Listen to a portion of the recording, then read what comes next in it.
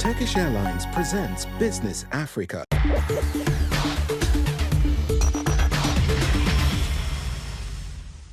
Bonjour et bienvenue dans ce numéro de Business Africa. Je suis Ronald Cato.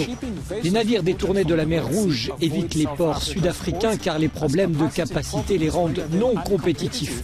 Craignant la congestion et la bureaucratie, les navires s'approvisionnent en Namibie et en Maurice, privant ainsi l'Afrique du Sud de revenus non négligeables. La fermeture de la frontière entre le Burundi et le Rwanda a freiné le commerce bilatéral entre les deux voisins d'Afrique de l'Est. Les exportateurs se démènent pour trouver de nouveaux marchés. Et enfin, après les inquiétudes du Soudan du Sud et du Kenya concernant la qualité des céréales, l'Ouganda a lancé une campagne visant à inciter les acteurs de la chaîne de valeur à promouvoir la sécurité alimentaire. L'accent est mis sur les protocoles de post-récolte et de stockage. Alors que les porte-conteneurs se détournent de la mer Rouge, on s'attendait à un report vers l'Afrique du Sud, mais les ports sud-africains ont des problèmes de capacité. L'espace d'accostage est réduit, celui du ravitaillement aussi. D'après la Banque mondiale, les ports à conteneurs sud-africains sont parmi les plus inefficaces à cause de ces problèmes d'infrastructure. L'opérateur portuaire Transnet a vu ses pertes dépasser 300 millions de dollars en 2023. Les défaillances portuaires pourraient coûter à l'économie jusqu'à 19 milliards de dollars par an. Exemple avec ce sujet sur les problèmes de capacité auxquels est confronté le port de Durban. Durban, principal port à conteneurs de la côte sud-africaine, est confronté à des problèmes de capacité. L'escalade des tensions en mer Rouge a contraint les compagnies maritimes internationales à faire des détours par le cap de Bonne-Espérance en Afrique du Sud. Les coûts logistiques sont considérables. En outre, il y a bien sûr une demande supplémentaire, mais la capacité sera bientôt épuisée. Vous verrez qu'il y aura un manque d'équipement et qu'il n'y aura plus de conteneurs disponibles pour approvisionner le marché. Ces 2 dernières semaines, les échanges de fret sont montés en flèche.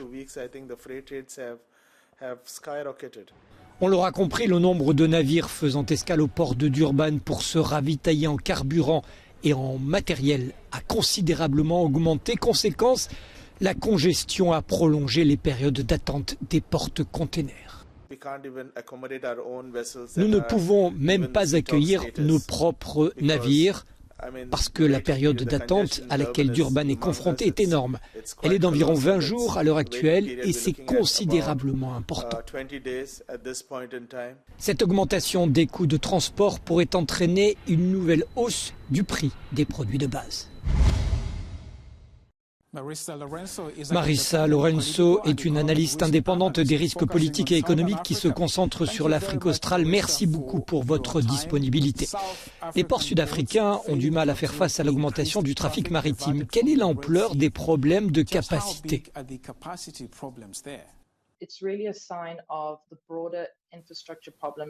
C'est un réel indicateur des problèmes d'infrastructure plus vastes que l'Afrique du Sud connaît depuis plus d'une décennie, presque 2 décennies même, je dirais.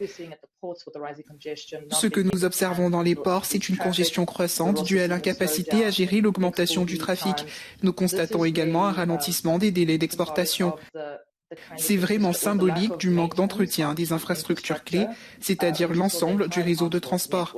Par exemple, la plupart des marchandises sud-africaines sont acheminées par la route jusqu'au port et non par le rail, ce qui, en plus d'être inefficace, fait payer un lourd tribut à nos routes et à nos ponts. Bien évidemment, nous sommes aussi confrontés à une crise énergétique due une fois de plus à un manque d'entretien. Tout cela est essentiellement dû au fait que le gouvernement n'a pas accordé la priorité à la maintenance des infrastructures et à la modernisation de celles-ci et n'a pas anticipé les besoins du réseau logistique de transport du pays comme il aurait dû le faire.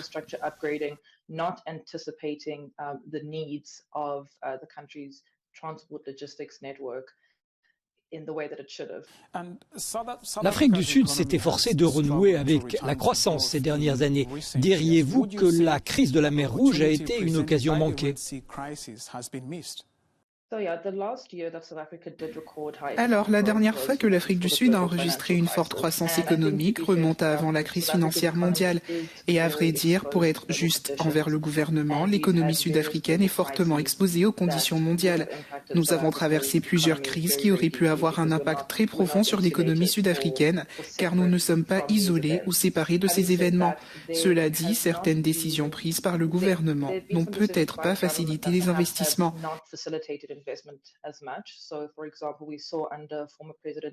Par exemple, sous l'ancien président Jacob Zuma de 2009 à 2018, nous avons constaté que les investisseurs internationaux étaient très désireux d'investir dans les énergies renouvelables dans le pays.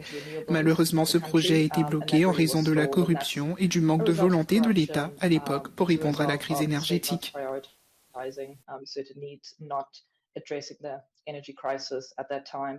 D'après vous, que fait le gouvernement pour remédier à ces problèmes d'infrastructure ? Actuellement, le gouvernement a plusieurs plans en cours de réalisation. Je pense notamment au plan national d'infrastructure Horizon 2050 qui définit les domaines où il souhaite que les investissements en infrastructure soient réalisés, notamment l'énergie, l'eau, le numérique, les transports et j'en passe. Nous avons également le plan de ressources intégrées qui examine comment l'Afrique du Sud résoudra la crise énergétique et diversifiera son bouquet énergétique en mettant fin à son utilisation des énergies non renouvelables.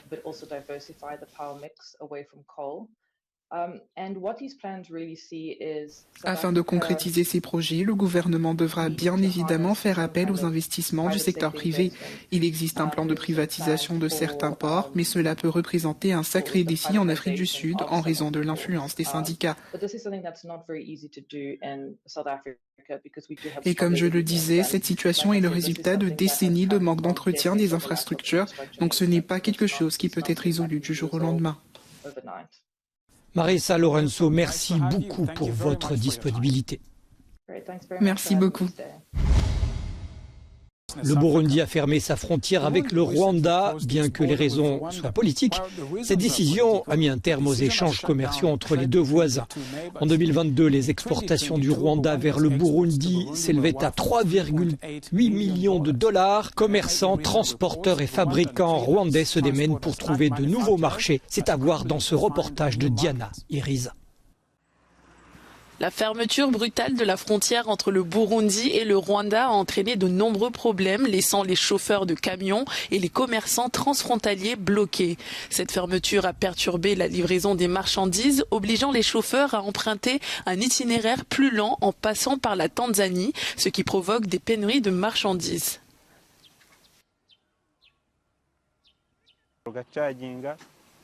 En tant que chauffeur de camion, l'un de mes plus gros problèmes est le transport de marchandises périssables. Je fais du commerce de poissons entre ces pays et si j'emprunte des itinéraires plus longs, le poisson risque de pourrir en cours de route, ce qui me ferait perdre de l'argent. Malgré l'impact sur certaines entreprises, une entreprise de voitures rwandaise qui exporte des plaques de fer vers différents pays d'Afrique a signalé des effets minimes en raison de la faiblesse de la monnaie burundaise qui n'a qu'une valeur limitée au Rwanda. La majorité des pays dont nous importons des marchandises bénéficient de transactions en francs rwandais. De même, lorsque nous vendons nos exportations, nous avons tendance à éviter des pays comme le Burundi, qui paye en francs burundais car sa monnaie a une valeur limitée. Par conséquent, la fermeture de la frontière n'a pas eu d'impact significatif sur nous. Les exportations du Rwanda vers le Burundi sont passées de 3,4 millions de dollars en 2021 à 3,8 millions de dollars en 2022. Une partie des exportations de maïs de l'Ouganda vers le Kenya et le Soudan du Sud ont été contaminées. La contamination est due à de mauvais protocoles de post-récolte et de stockage. Une campagne ciblant de multiples acteurs de la chaîne de valeur alimentaire est en cours pour améliorer la qualité et la sécurité des céréales. Tom Opio commercialise des céréales issues d'agriculture externe. Ainsi, la manipulation post-récolte demeure une priorité pour lui. Récemment, le marché céréalier ougandais a été confronté à des difficultés. Certaines exportations étaient contaminées par des aflatoxines. Les agriculteurs doivent faire preuve de patience, éviter de récolter avant le séchage complet. En tant qu'acheteurs, nous refusons les céréales maltraitées. La découverte de récoltes contaminées a entraîné une perte annuelle de plus de 38 millions de dollars pour l'Ouganda en termes de recettes d'exportation. Pour garantir la qualité, le Conseil des céréales prévoit de mettre en place un code de conduite. Les semenciers doivent produire des semences de qualité. Les agriculteurs doivent cultiver des céréales de qualité. Chaque acteur de la chaîne de valeur a un rôle défini dans le code de conduite. Des études montrent que la consommation d'aliments contenant des aflatoxines sont cancérigènes et par conséquent peut avoir des effets néfastes sur la santé.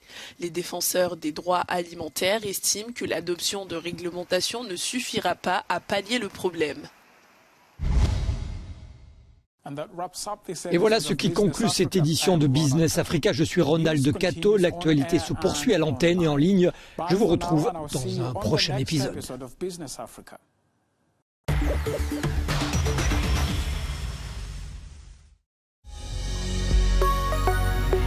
Business Africa was presented by Turkish Airlines.